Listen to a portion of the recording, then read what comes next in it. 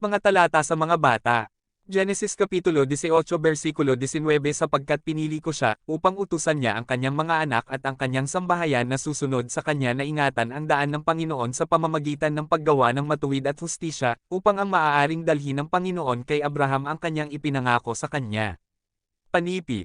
Kawikaan Kapitulo 22 versikulo 6 sanayin ang isang bata sa paraang dapat niyang laukaran, kahit na siya ay matanda na ay hindi siya aalis dito.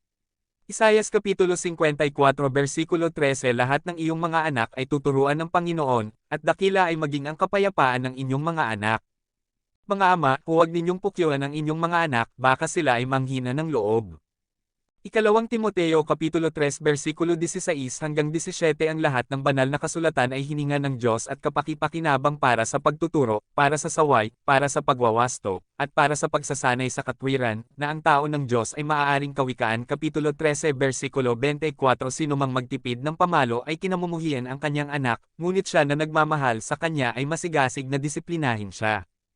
Kawikaan Kapitulo 23 versikulo 13 hanggang 14 huwag pigilin ang disiplina mula sa isang bata, kung hampasin mo siya ng baras, hindi siya mamamatay. Kung hahampasin mo siya ng pamalo, ililigtas mo ang kanyang kaluluwa mula sa Sheol. Ang pamalo at saway ay nagbibigay ng karunungan, ngunit isang anak na naiwan sa kanyang sarili ay nagdadala ng kahihiyan sa kanyang ina. Disiplinahin ang iyong anak, at bibigyan kanya ng pahinga, bibigyan niya ng kasiyahan ang inyong puso. Mga taga-Efeso Kapitulo 6 versikulo 4 Mga ama, huwag ninyong pukawin ang galit sa inyong mga anak, ngunit palakihin nila sila sa disiplina at tagubilin ng Panginoon.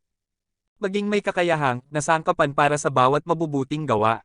Mag-ingat ka lamang, at panatilihing masigasig ang iyong kaluluwa, baka makalimutan mo ang mga bagay na nakita ng iyong mga mata, at baka mawala sa iyong puso sa lahat ng mga araw ng iyong buhay. Ipaalam sa kanila ang iyong mga anak at mga anak ng iyong mga anak, Deuteronomio Kapitulo 6 versikulo 6 hanggang 9 at ang mga salitang iniuutos ko sa iyo ngayon ay mapupunta sa iyong pusong ituturo mo silang masigasig sa iyong mga anak, at pag-uusapan tungkol sa kanila kapag nakaupo ka sa iyong bahay, at kung ikaw ay lumalakad sa daan, at kapag humiga ka, at kapag ikaw ay bumangon. Itatali mo sila bilang isang tanda sa iyong kamay, at sila ay magiging parang mga harapan sa pagitan ng iyong mga mata. Isusulat mo ang mga ito sa mga haligi ng pintuan ng iyong bahay at sa iyong mga pintuang daan. Isayas Kapitulo 38 versikulo 19 ang buhay, pinasasalamatan kanya, tulad ng ginagawa ko sa araw na ito, ipinaalam ng Ama sa mga anak ang iyong katapatan. Mateo Kapitulo 7 versikulo 12, kaya't kung ano man ang nais mong gawin sa iyo ng iba, gawin din sa sila, sapagkat ito ang batas at ang mga propeta.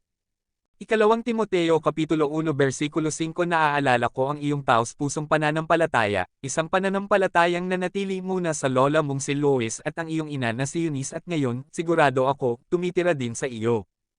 Ikalawang Timoteo Kapitulo 3 versikulo 14 hanggang 15 ngunit tungkol sa iyo, magpatuloy ka sa iyong natutunan at maniwala ka, na nalalaman mula kanino mo ito natutunan at kung paano mo pamilyar ang banal na mga sulatin, na makapagpapalaki sa iyo sa kaligtasan sa pamamagitan ng pananampalataya kay Kristo Jesus, mas mahigit.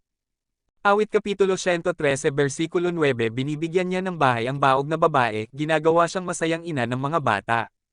Purihin ang Panginoon. Awit Kapitulo 127 versikulo 3 hanggang 5 narito, ang mga bata ay isang mana mula sa Panginoon, ang bunga ng sinapupunan isang gantimpala. Tulad ng mga araw sa kamay ng isang mandirigma ay ang mga anak ng isang kabataan. Mapalad ang tao na pinupuno ang kanyang basahan sa kanila. Hindi siya mapahiya kapag nakikipag-usap siya sa kanyang mga kaaway sa pintuang daan. Awit Kapitulo 139 versikulo 13 hanggang 16 para sa iyo na bumuo ng aking panloob na mga bahagi. Pinagsama mo ako sa sinapupunan ng aking ina. Pinupuri kita, sapagkat ako ay may takot at kamangha-mangha na ginawa. Kamangha-mangha ang iyong mga gawa, alam na alam ng kaluluwa ko. Ang aking frame ay hindi nakatago sa iyo, sa oras na ako ay ginawang lihim, masalimuot na hinabi sa kalaliman ng mundo. Nakita ng iyong mga mata ang aking hindi nabuo na sangkap, sa iyong libro ay nakasulat, ang bawat isa sa kanila, ang mga araw na nabuo para sa akin, na wala pa sa kanila.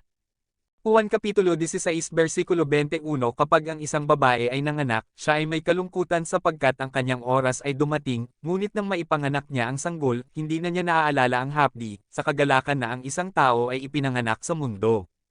Santiago Kapitulo 1 Versikulo 17 Ang bawat mabuting regalo at ang bawat perpektong regalo ay mula sa itaas, na bumababa mula sa Ama ng mga ilaw na kanino walang pagkakaiba-iba o anino dahil sa baguhin.